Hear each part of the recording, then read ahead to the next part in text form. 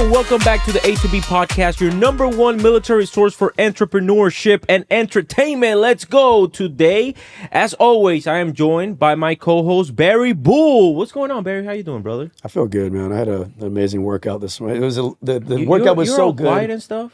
The workout was so good, it should have been a crime. I thought Long Beach police was going to come in there and be like, oh my gosh, who's a guy in here with the juiciness? Put your hands behind your back, you weirdo. Your bulging muscles. But we have other bulging muscles on the podcast today. Hell yeah. So today we are joined by not one, but two chief warrant officers, guys. The first chief warrant officers that ever hit our podcast. We are blessed in their presence, guys. First of all, I want to introduce my mentor, one of my mentors when I was in the Marine Corps. He was also one of my bosses. His name is Nick Garcia, or Chief Warrant Officer Garcia. Hey, selected Chief Warrant Officer 3 Garcia. So let's go. Let's give him a hand. Yeah. Thank you. We're gonna get all the dirt. We're getting all the dirt on Albert today. Yeah. Let's go. Yes, 100%. And we are also joined by Jake Mahaffey, Chief Warrant Officer. Hey, about to retire Chief Warrant Officer. Hey, let's go. Super excited. So we're going to have a nice conversation. We're going to talk about their early days in the Marine Corps and what motivated them in order for them to to go the Chief Warrant Officer route. The good thing is we are pretty level today. We have 2 drill instructors from 2 different coasts, and we have 2 recruiters here. Okay, guys? So this is going to be a very interesting podcast, and let's get it started, guys. It's never really even. It is. Because the drill instructors Yeah, it's very win. lopsided. Come on now. The drill instructors East win. Coast. Win at what? Okay. We're on the same team right now. Win at what? You're right. Sorry, I thought you were about to take a shot at me. I was trying to get ahead of you. I would never. He's seen the podcast. He's seen the podcast. Yeah. He's seen the podcast. So we're already starting. Yeah. Thank you, Nick. I appreciate we're on the that. same team right Yes, that's now, right. now. That's So, right. guys, how are you guys doing today? Great. Thanks for having me. I mean, it's awesome to have Jake here as well. Dude, I'm super pumped for this. Yeah, him and I know This each is so other. cool. Yeah, I thought it was weird because you guys made me salute for like an hour, and then you made me take a urinalysis. Of course, until told Both at of you ease. made me take a The urinalysis. salute was for him. He deserves it. Yeah. Yeah. Right. Hey, right. just so you guys know, we're gonna start this off. So Jake is retiring here in a couple of weeks, right? I'll be out of uniform in a few weeks, but with some terminal and PTAD and things like that, I'll be retired this summer. This summer. Okay, Yeah, great. you got it. Now, I want to start it off with you, Jake. So you actually turned down Chief Warrant Officer 4 promotion. Wow. For I your have. retirement. I have. I chose to retire towards the end of like this last deployment. In fact, it turned down a couple of opportunities.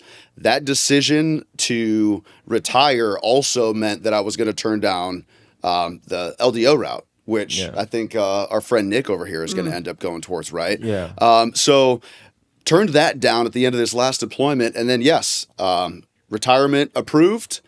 1 September, I will also have the opportunity to get promoted to Chief Warrant Officer 4. So, the conversation came out, man. Like, with my wife and I, do we stick around? I mean, that's a pretty good little jump. But, we got some family priorities. And as you know, a second career right around the bend. So, pursuing that instead. Awesome. We're gonna touch up a little bit more about that. Okay. But I bet Nick, he said like, Jake is retiring? Yes, that opens up a spot, right? No, yeah, right. So I don't think maybe you did know that you got selected. I think was I the one who You were the first congratulated- text. Nick He was the didn't first. know. I Really? texted him. I said, "Hey, brother, congratulations. That's awesome." And I think he might have said, "What are you talking about?" I was super hesitant. I'm like, I have no idea what he's talking Yeah, about. I mean, by this point, he is full 30-inch step towards retirement. The last thing that I don't think you were looking at was waiting to see the results come out. I was refreshing the all nav. Every hour, but I saw his name on there, and I was super excited for him. Awesome. So let's back up a little bit. So Nick, let's go with you. Let's start in your early days, right? Okay. Like where are you originally from? I know this answer, but for the podcast. Yeah, so for the viewers out there, I grew up in Whittier, California. It's it's a little suburb in LA. It's about an hour and a half north of Oceanside. Jumped around quite a bit. I lived in Whittier. I lived in Norwalk. I was born in Downey. So the general, LA area. LA Those area. are not good areas. Yeah, no, everybody. well, you said Long Beach. That's right. Yeah, Yes. so you know the area well. yeah, not great areas, but pretty decent upbringing. And yeah, I made the decision very, very early, knowing that I was going to join the Marine Corps. How early are we talking? Like since I could, yeah, probably 5, 6 years old. Wow. Wow. Did you have an influence in your Yeah, early... so my uncle is a Marine. He joined the Marine Corps back in the early 80s. Wow. And growing up, I'd spend a lot of time with him. He's my godfather. And so I spent a lot of time with him, and I saw a lot of his photos, and he would tell me stories and things like that of his experience. And, of course, I wanted to be like him. Yeah. And in 2000, my oldest brother joined the Marine Corps. And then in 2001, my other brother joined the Marine Corps. Wow. And so I remember being a kid and 9 years old going to, MCRD graduation. San Diego and watching that happen, right? I met his drill instructor. There's actually like a great picture of me. The family is there. His drill instructor is, is talking to my brother, and I'm just looking up at this kid like, Yeah, for sure. I will be you one day. And that was it. So much so I tried to talk my brother's recruiter into finding a way, get me in. I was like, 9, 10 years old. It's like, there's got to be a way. There's definitely a way. There's a way. And to this You're day, a recruiter. We know you're lying. yeah, there's a way, right? There's a fucking waiver for everything. And to this day, so I still talk with his old recruiter, retired Master Gunnery Sergeant. He's living on the East Coast now. So yeah, joined the Marine Corps and said goodbye to LA. Dude, that's got to be one of the coolest stories. And 9 years old, going to MCRD San Diego, where they make Marines are made there.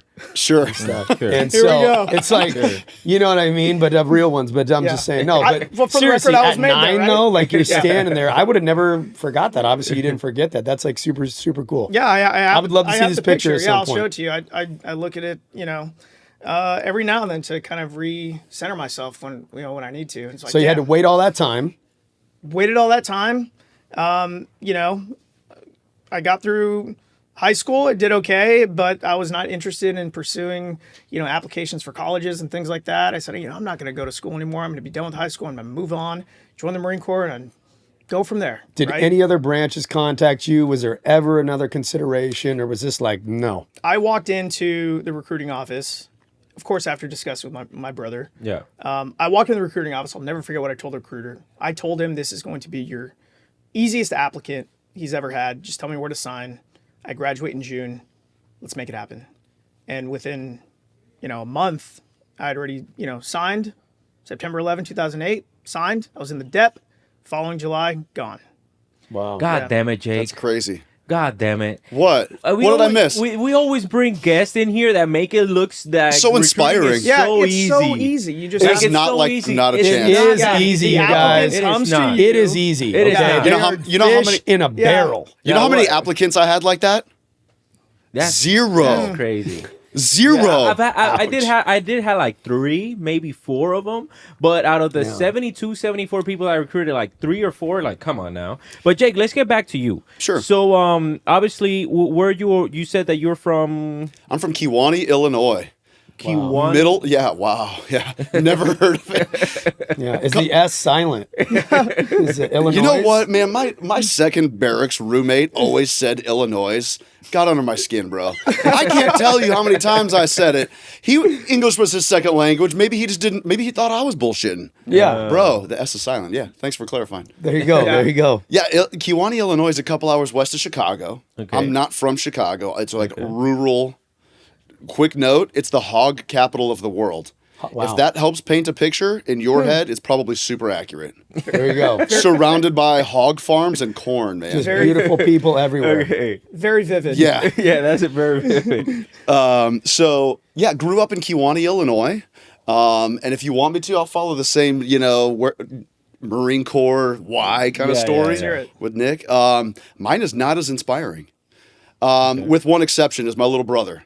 Yeah. I joined on his coattails and went to boot camp with that kid.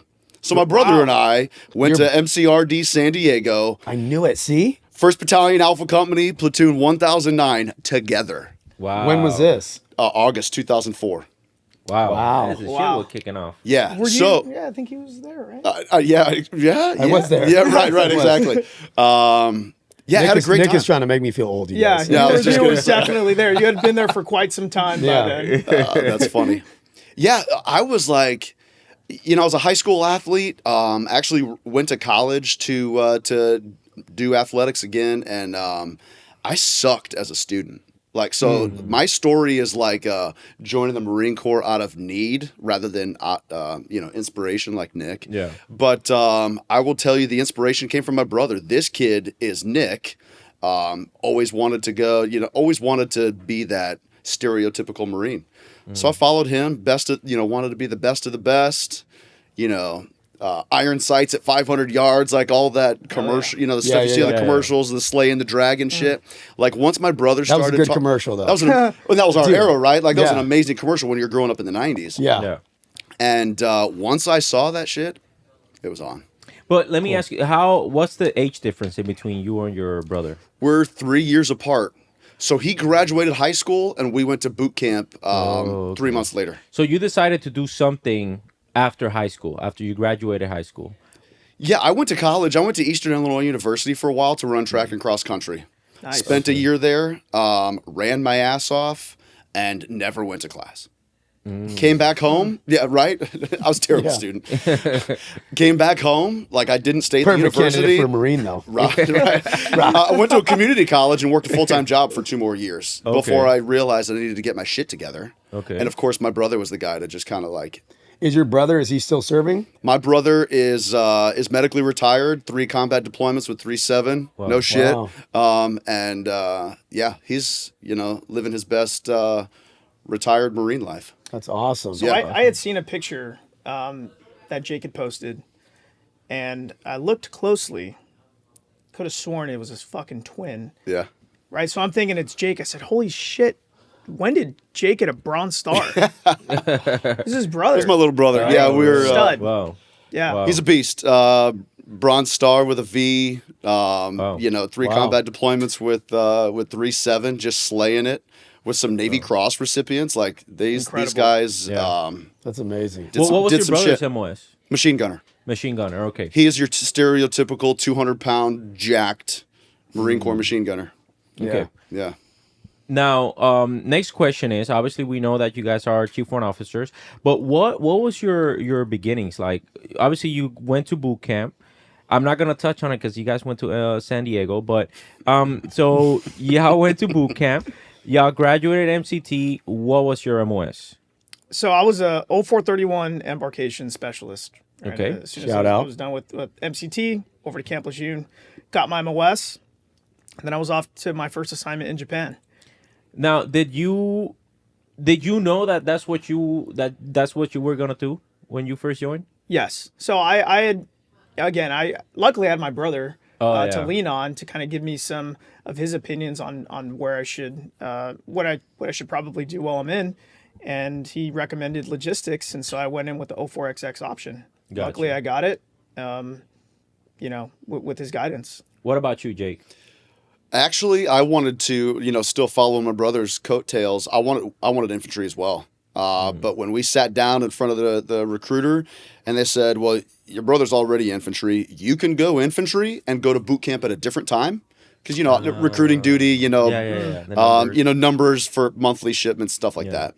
And I said, no, I want to go to boot camp at the same time as him. So find me something else. And, that contract, 04XX, 0431. Oh, you guys were Same. 0431 embarkation. Okay, yeah, and that's curious because we're gonna talk about it a little bit more further in the podcast. But sometimes you're not that lucky. Sometimes you might be at 04XX and you end up as a distribution officer or as a distribution chief warrant officer. So sometimes and like you guys were lucky that you guys. What does that mean in like DMO? The DMO, yes. So Okay. so it happens sometimes, and it happens vice versa because our jobs are similar in a way, right? So what happens is whenever you go to you apply for a chief warrant officer program, you're not necessarily going to be going as a chief warrant officer in your MOS, Right. So it might be They into could something redesignate related. you. Yes. Well, they Yes. could. I was just going to, expound on that. Yeah, you have to put a primary and a secondary. If your primary is not available, they're gonna resort to that secondary. Yeah. And that secondary is usually an MOS that's like an open MOS. DMO happens to be one of those. Seaburn, Seaburn. the gas, gas chamber dudes, that happens to be another one. In fact, mobility officer is now as an open MOS as well. Really? So. And so I'll say there's actually a third option as well. Any MOS that the board deems me qualified for, right? So we have to remember that when they're convening the warrant officer board, yes, I'm sure they're looking at your MOS proficiency and if you make a good warrant officer, chief warrant officer in your MOS.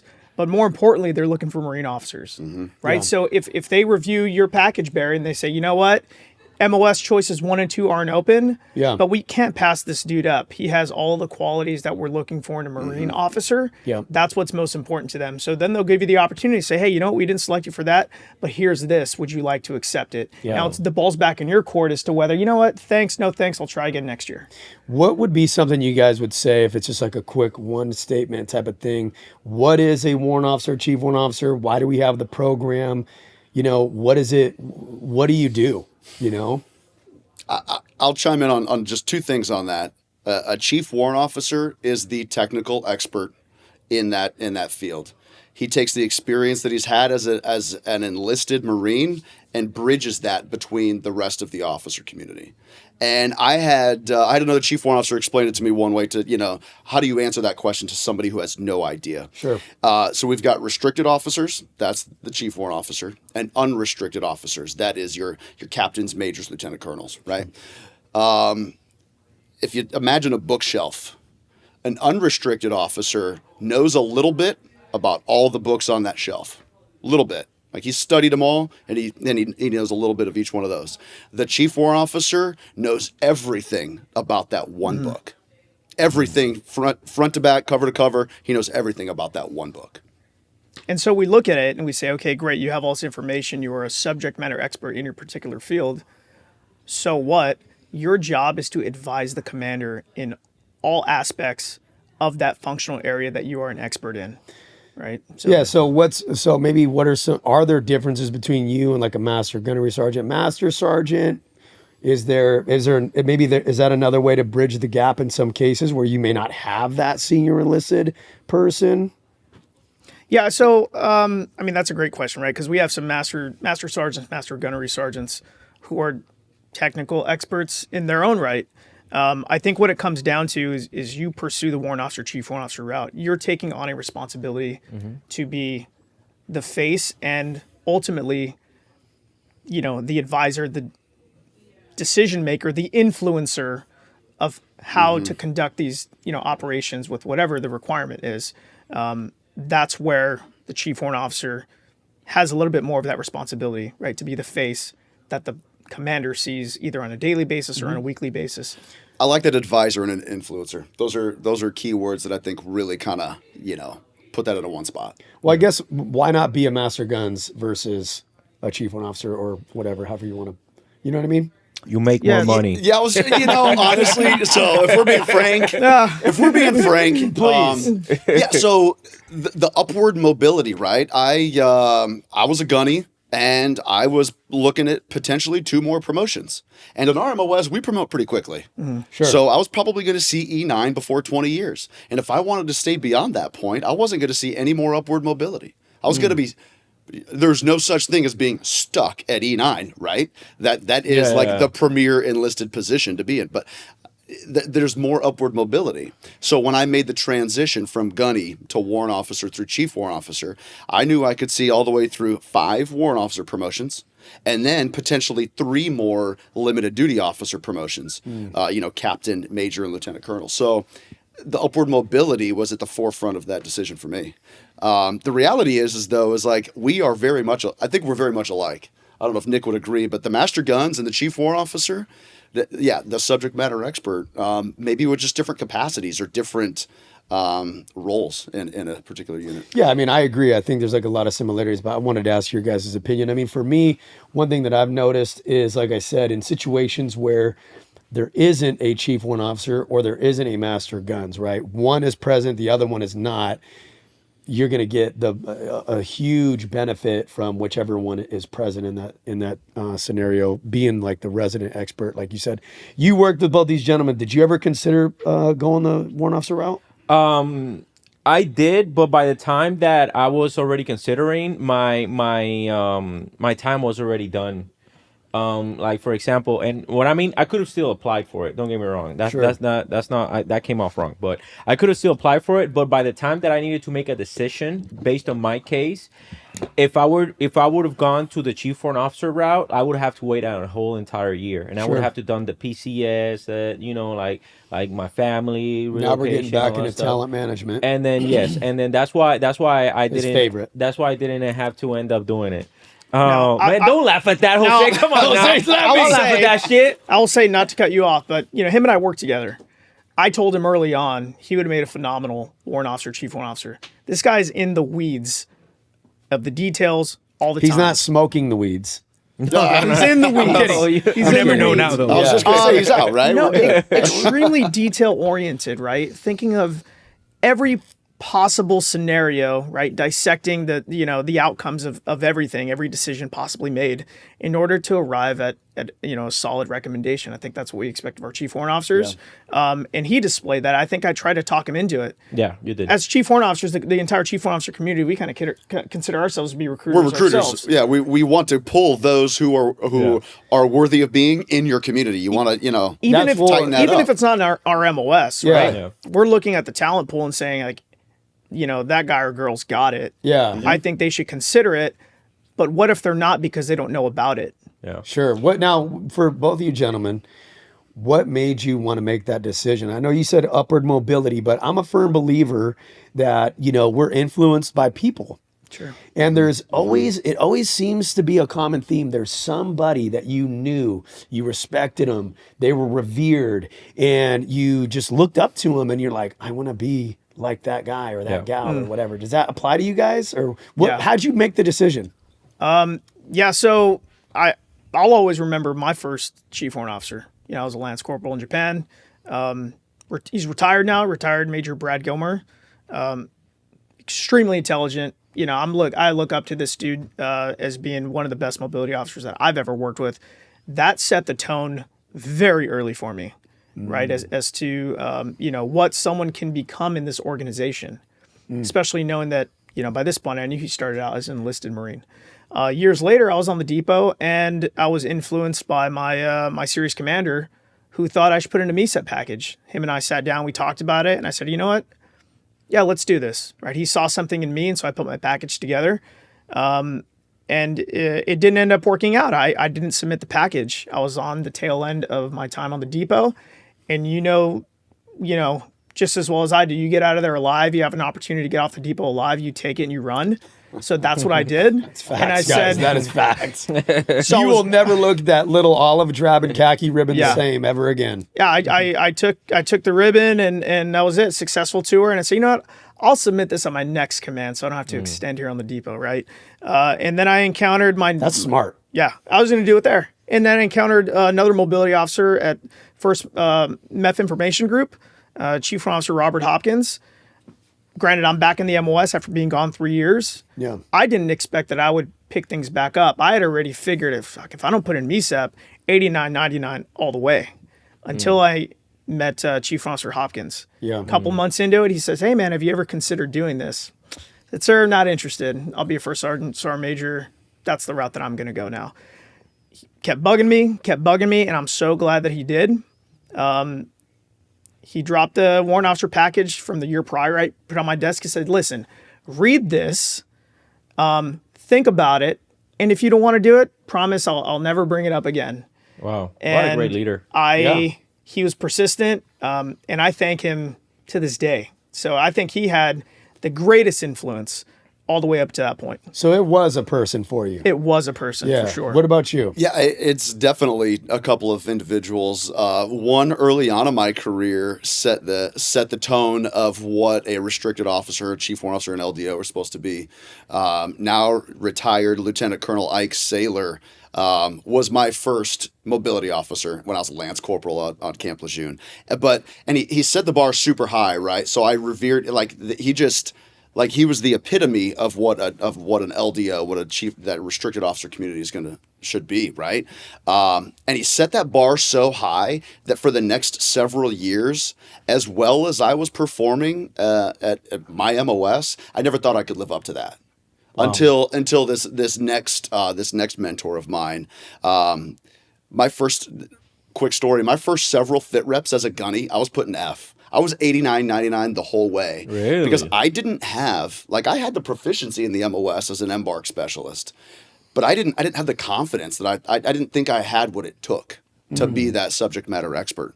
But then when I was at 7th Marine Regiment, mentored by Major Mike Apicella and an unrestricted officer, Lieutenant Colonel Jerry Godfrey, took me on a deployment, 7th Marine Regiment, SP MAGTF, CENTCOM, right?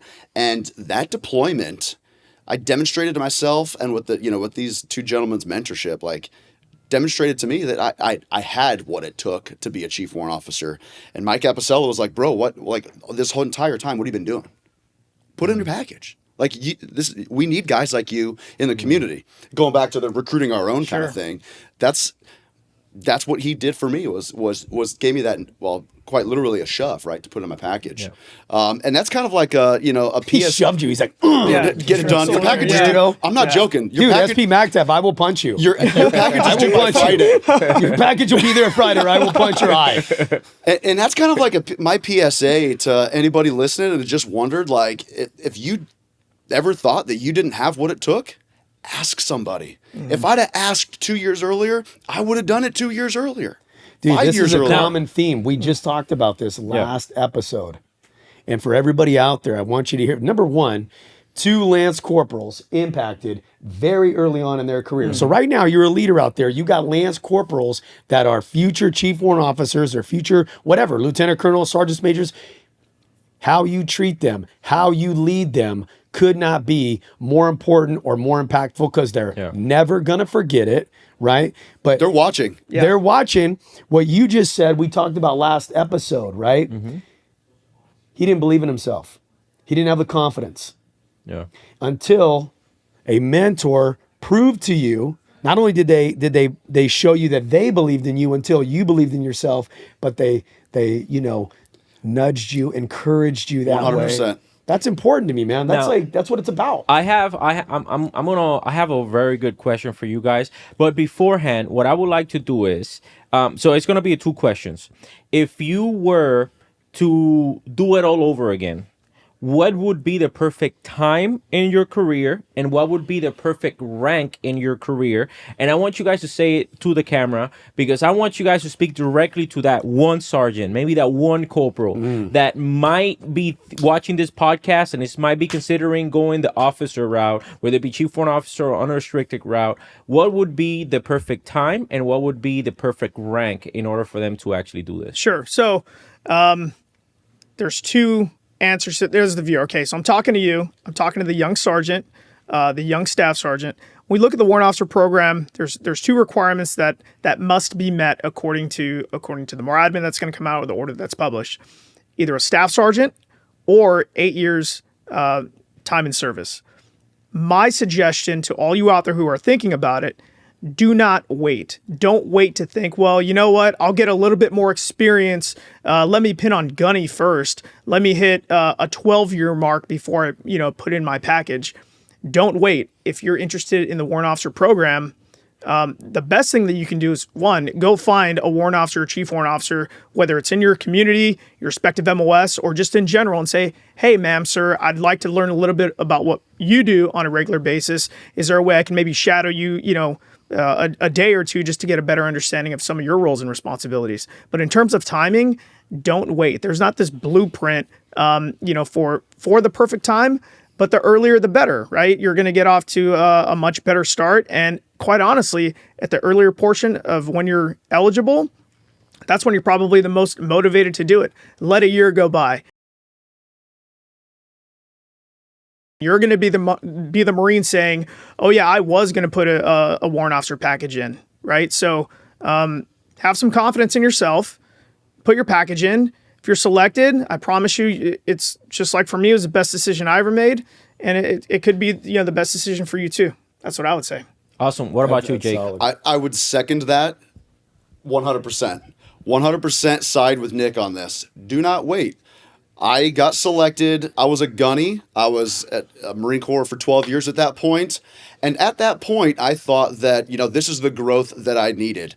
This is the time. This is the right time. And maybe for me, that was the right time. But ever since then, I have 100% regretted not putting in for warrant officer at the earliest opportunity. Because that same growth that I had as a staff sergeant and as a gunny, I would have had in my community as a warrant officer, surrounded by like-minded individuals with the same goals to advise and influence our efforts in the Marine Corps. So do not wait. Here for that to be that guy. If you don't have somebody in your unit, ask. That's what we're here for. Yeah, and for those of you guys out there watching, drop a comment. These gentlemen will be tagged in the post. We're always available and stuff like that. And this is a community. It really is a Marine Corps family where we're looking to link you guys up. But if you listen to what they just said about not waiting, I mean, that's it right there, right? Because it's what I always say. It's a self-limitation. Sure. It is. That's all it is. It's a glass ceiling that you've placed on yourself. Well, Right? and sometimes, but I'm gonna be honest with you. Sometimes don't it's not lie. even. Sometimes it's not even. always lie. Sometimes it's not even a self limitation.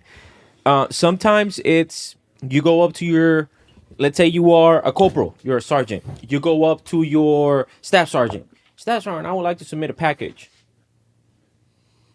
What? Wait, no, you can't submit a package. Oh yeah, I don't recommend that you submit the package because in the shape that you're in, when you go to TBS, it's gonna be cold. Sometimes it would be even it's something stupid. It's like, really, you're gonna go to TBS during the winter time shit? The time like that sucks. Don't do it. I had people asking me, "Are you sure? Like it's like a deployment. You're going to be gone for like 6 to 8 months away from your family. Can your family handle that? Yeah, exactly. Can my family handle reaping the benefits of this major career decision? Hell yes, they can. Are you talking about Yeah. in reference to TBS? The basics of like, in hindsight, it sounds so silly. And being in the positions you gentlemen are in, it sounds silly. But those are the questions that I was asked. Yeah. Do you want? You're going to go in January, and you're not going to be back until like July. Like that's like a deployment. Yeah, that's what Yeah, I'm saying. here's the That's thing. what I'm I'm in the saying. United States in the comfort of Virginia. Like things are fine. Yeah, You know what I mean? you're talking about is, I agree, it's there. And you got those leaders out there, they talk, number one, they don't know what they're talking about. They don't know what they're talking about. They don't know the process. And so, like we said, like these gentlemen said, go to the source. Go to the source. Don't be talking to Staff Sergeant Snugglenuts about, what it's like to be a chief warrant officer. He don't freaking know. And you know what? They're going to, a lot of these That's guys. nobody's last name, you guys, for the record. There's got Everyone's going to the gal right now. Who's a snuggle nut? Who's snuggle nuts? No, a lot of times these leaders, they might be great in their own right, but they're putting their own limiting beliefs on you. Exactly. They're putting Right. their own. Exactly. You know what? They might have put in a package once or twice and stole got the words out of my denied. mouth. Wow. Yeah. They dude. were going to do it, and then someone had influenced them not to, or maybe they put in a package and they weren't selected. Go to the So source. there is a source out there, right? The MAR admin comes out. You can expect it out at the end of the year, if not very early January, every single year. Never changes. And the Marine Corps order is out there, right? So if you're interested in knowing what the requirements are, what the eligibility requirements are, it's there. Yeah, so, okay, Sure. but if you're a Marine and you're thinking about, I want to be a warrant officer, I'm interested in the program, like you guys said, now sounds like the perfect time of year. It's like January, right? Because the message you said probably just came out. It did just come out, and you Yeah. know what? I had a couple of Marines, a staff sergeant and a gunny, reach out to me and said, hey sir, I'd love to get a letter of recommendation for the upcoming board. And yeah, absolutely. I had the Marines send me over, a little bit of their background, their information worksheet. They kicked me over their master brief sheet, and just kind of gave me a little bit of a background, better context. I know them as Marines, right? We served on the depot together. But what have you done?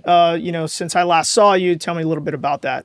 And that's it. So they're putting their package in, and I got no doubt they're going to get selected. So procedurally, roughly from now, how long does it take to put a package together? And if you had to ballpark it, unless you guys know definitively, when roughly would the package be due to, let's say, your CO and Sergeant Major? If I remember correctly, like I told you, that nudge that I got, I was literally Tuesday to Friday. So I will tell you, you can put in a package in 4 days. I've done it, right? Amen. But procedurally, the Marine Corps has a timeline, a deadline, and then every unit through their vetting process is going to have their own timeline. So if you're at battalion, regiment, or division, the wing, whatever it is, they're going to have their own timelines. If I remember correctly, that's like the February or March timeframe is when packages are due. And then they've got a long time. Like the board doesn't convene for a while. And the selection results aren't going to come out until fall. I think it was around November when I got selected. So February to November is that time period of longest time ever. You've submitted a package, you've got the CG's endorsement, and now you just wait to find out if you were selected. But getting that CG's endorsement, you're like, where's my package at? You're going to the S1. Oh yeah, exactly. You know?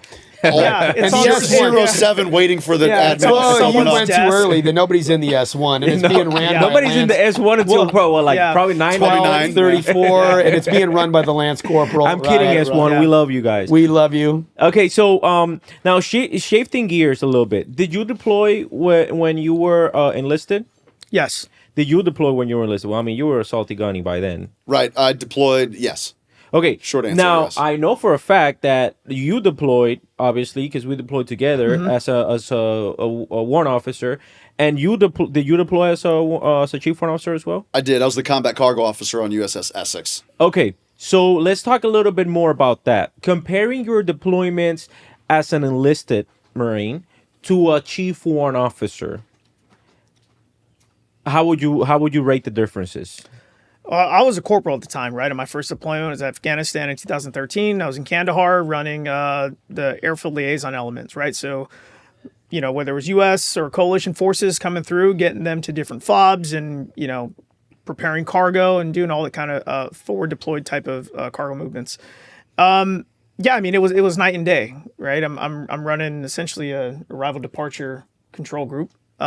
But then as a warrant officer, I'm in charge of a MAGTAF deployment distribution operations center with, 20 Marines, hundreds of thousands of pounds of cargo, 2,000 Marines spread out over an entire, geographic command. Yeah. I'd say they're pretty different. Oh yeah, 100%. 100%. But no, that first experience of, let's kind of break that down a little bit. Yeah, I was a corporal running an airfield of cargo and passengers. But even that's a lot for a corporal. Yeah. It is. Agreed. Right. So in relative value, if you will, it maybe in ways it is comparable. Now What were some of the benefits? Did you have like better quarters, better chow, better what, on that first deployment? Well, from being a corporal to a warrant officer. I mean, Kandahar was pretty built by then. The living conditions weren't too bad. And you know what it was like in Kuwait. I would say that both locations were pretty standard, right? Yeah. Especially like, the United States being in CENTCOM for such a long period of time, hard Specifically in structures. Hardened, you're not like living in a tent. No, nothing like that. Well, we were living in a tent, but they were nice tents. True.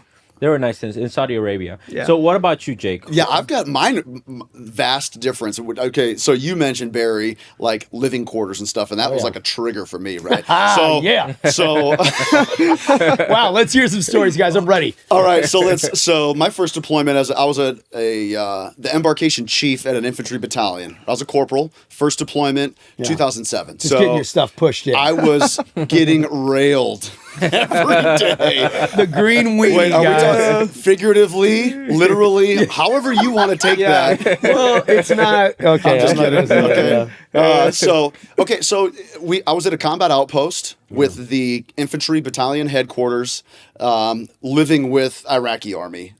We had hardened structure, like their old, piece of shit headquarters that was like probably blown up from, Saddam Hussein's 1990s? days, right? Yeah. But we had like these makeshift AC units. We were peeing outside in the rocks, but living inside of these. So it was okay. I was running transportation, operations between there and Al Assad. You guys didn't have piss tubes?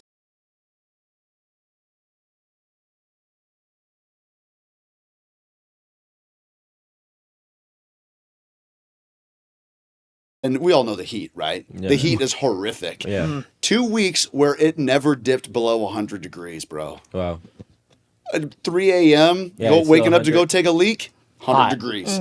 Anyway, so the next deployment was I was a gunny infantry regiment, logistics chief at 7th Marine Regiment out of 29 Palms. Another beautiful place. Amazing. Yucca Valley, Joshua Tree, visit. It's amazing. Come see us at 29 Palms. Just look up Joshua Tree, and then you guys don't even have to look it up. Just think of Las Vegas. Yeah. That's 29 Palms. If you Google hell on earth, No. What are you talking about? Heaven on earth. Heaven, right. there's a lot of people that love 29 Palms though. Yeah. And God love them. Yeah. You know, I am so Bro, it wasn't. thankful It wasn't that bad. Hobos love them. for those Hippies love for those them. Marines, right? Yeah. You guys can take those orders. Yeah, Nick is saying. you know, you go and you enjoy that. but Jake, the Jake, power, go the ahead, power finish your never thought. goes out, right? The power never goes out in 29 Palms. And Lake Awesome. Bandini has an amazing aroma coming off of Oh yeah, Yeah. true. the water treatment Go get plant. you some. Yeah. So this deployment in 2015 as a gunny, I was at the infantry regiment, and things were built up in sent in Kuwait, right? Yeah. But Where in Kuwait were you at? so I was at actually I wasn't there very long, which is why I'm losing the name. Al Jabber. Al Jabber. Jabber. All right, so the SP MAGTF headquarters were there. Yeah. But we went and set up a training and logistics hub at TQ. TQ had been shut down for 5 years. Yeah. It used to be Camp Cupcake, and then they shut it down. We went in there and took an infantry company and set shit up. But while we were building it up, we had no amenities. You're talking amenities. I was triggered, right? This is the longest. This isn't like a one-up kind of story. This is just my personal experience. Yeah. I went 2 weeks before changing my skivvies. I went another 2 weeks before taking my first shower. So I went a month in two pairs of skivvies without a shower. Anyway, absolutely horrific. Sleeping in my own sweat, on cardboard, in a shitty tent, right? Anyway, fast forward, Chief Warrant Officer as the combat cargo officer on USS Essex. And there's two dynamics that you got to think about here. One, I'm a Chief Warrant Officer, right? So things you would think would be a little different. But I'm also on a Navy ship. Yeah. The Navy already has different living standards than we do, than the Yeah. Marines do, right? So fast forward to, Chief Warrant Officer 3 Mahaffey on the USS Essex. I've got a room. It's pretty private. I only have one roommate. Imagine a college dorm, right? Yeah. And not only do I have, it's a Navy officer as a roommate whose standards are already pretty high, he's a pilot. Y'all work with any pilots? Yeah. They're chill as Bougie. hell. They're bougie. Ben, I'm looking at you, man. This guy hooked it up. Air boss, huh? He was a safety officer. Okay. But, so my roommate hooked it up. We got a desk from IKEA, a 55-inch TV from Best Buy, What? some LED rope lights, a rug, a PS5. And a hot tub. Bro, if we could but have fit time a out, hot but tub time in there, bro, we would have done it. If that it's okay, so is that standard living for officers across A room with a roommate or two on the Navy side is a standard living. It's a standard. Yes. I can only imagine the commander of troops, which Yeah. you show me. But So Albert, he came on board. I Sure. gave him a tour Yeah, of you San saw it, right? Diego. yeah. And you got an idea on commander of troops. Yeah. It's pretty decent sized stateroom. Your Yeah. your room is essentially detached from your office space.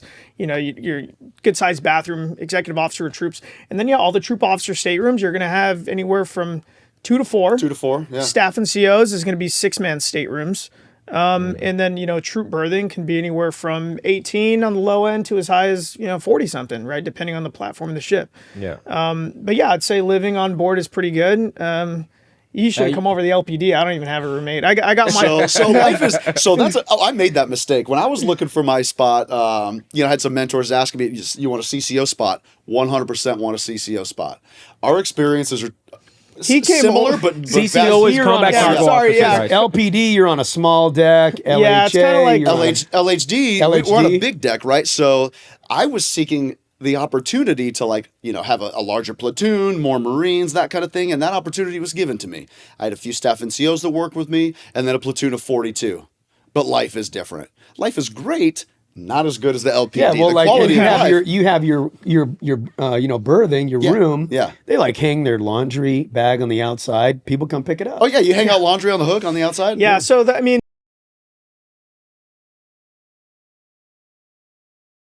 Oh yeah. right? So that includes, yes, your laundry or replacement of linen or, those types of things. Or if we're having passengers on board who are distinguished visitors, 06 and above, that type of thing. the supply department, they take that and, they give you a little bit better accommodations. You know what was going through my mind right now? How many Marines are going to be seeing this podcast and they'll be going like, God damn it, I joined the fucking wrong branch.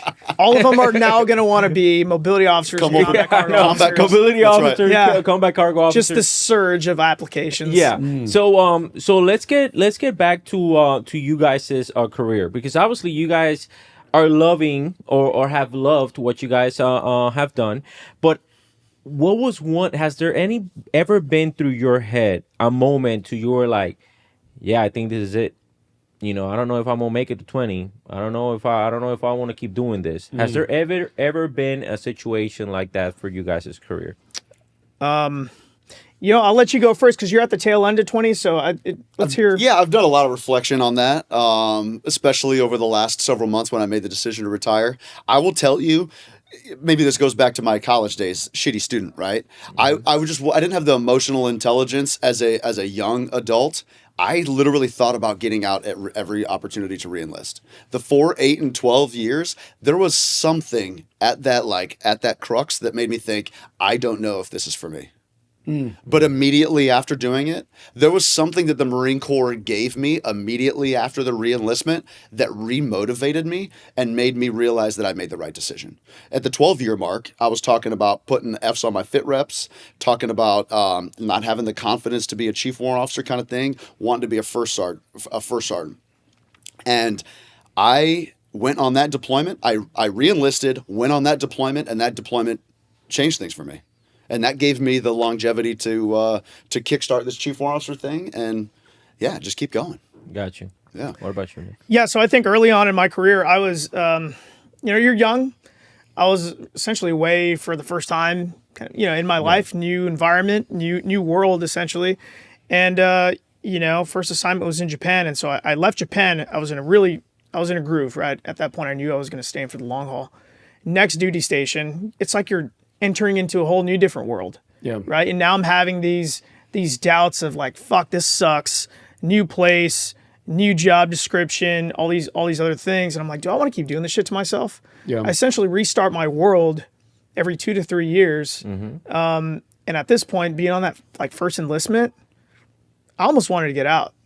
Yeah. But I was like, well, fuck, I cannot get out until I step foot on the depot. Yeah. That was the thing that really, and then that, being on the depot, and then I had those thoughts again, man, I need to get the fuck out. Like, I don't know if I could keep doing this.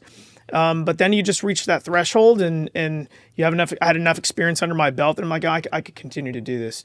But it was the early portion of my career where I contemplated it. Okay, but you were a recruit at San Diego, but you were a drill instructor at Parris Island. At Parris Island.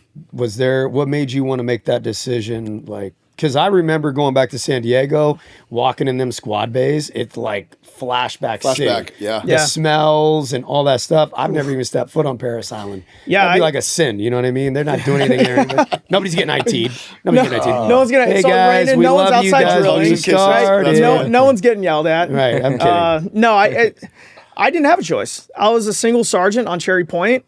The Marine Corps is not going to spend money to send me back to the West Coast. It's like you can drive your ass down to South Carolina and get started. So that's how I ended up there. But no, I did not choose to be on Parris Island. That was not the plan. I wanted to go back to where I was born. Yeah. Right? And kind Damn of it, sir. We revisit talked that. about this. You have to rep the East Coast though. No, Okay, I do, but you were a West Coast recruit, right? That's right. If you were an East Coast recruit, you'd want to be on the East Coast. You wanted that, yeah. Right? So I think it's natural, right, that I wanted to be in San Diego.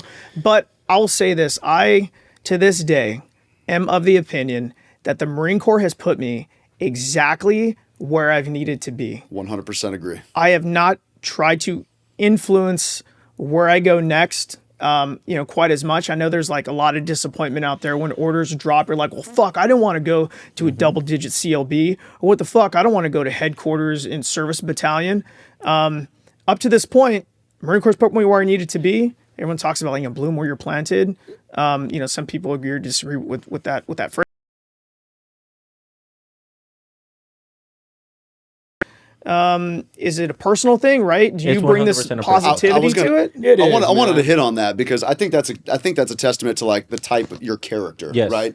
The bloom where you were planted mentality. Yes. And I think that's where I think a lot of Marines watching can take from this is that's all. It's a mindset. Sure. The Marine Corps is going to put you where they need to put you, or just randomly. And you may not think it's meant to be for anything, but if you go into that with that mentality, 29 Palms in 2014, like you go into that. I love 29 Palms. Like there was like I got a lot out of that place, a lot, and it's a mindset. You have to bloom where you're planted. Yeah. A couple things that are huge influencing factors that Nick brought up and Jake as well. You know, the reenlistment and getting orders and PCS and going to a new duty station, right? Because those are two big things, right? And I believe that is probably one of the toughest things we do is go to a new unit because you've been at this unit for 2 years, 3 years, 4 years, whatever it is. Not only do you have your reputation, right? Let's say you've been hitting long balls and now you got to start all over again. Yeah. And you're going somewhere, nobody knows you, right? And if it doesn't go good, that can impact your decision to reenlist possibly. So Agree. they're huge. Yeah. I think we're having a great conversation, guys. I think it's part that I think it's time that we take it to a second part. So because I definitely want to touch on this Bloom Warrior Planet stuff, okay? Because I disagree with the whole Bloom Warrior Planet stuff, and I'm gonna tell you in the part 2 of the podcast of the reason why is it that I personally disagree, and I know we're gonna come up with a common solution. Barry, where can people reach you at? You guys know where to find me. Instagram @bull5277, TikTok @bull52772. Click the link in my bio. The call is free. The change will last you a lifetime. Nick, where can people reach out to you? Mostly by email, right? So if anyone's interested and wants to reach out to me, reach out to Albert. He'll give you my email address. I'm not quite on social media anymore. But yeah, I'm always available, right? Even if we've never met or I don't know who you are and you want to bounce some ideas off me, reach out to Albert. You can get in touch with me and I'm happy to help. Awesome. Jake, where can people reach out to you? So I'm going to give a plug out here for my newfound career post Marine Corps.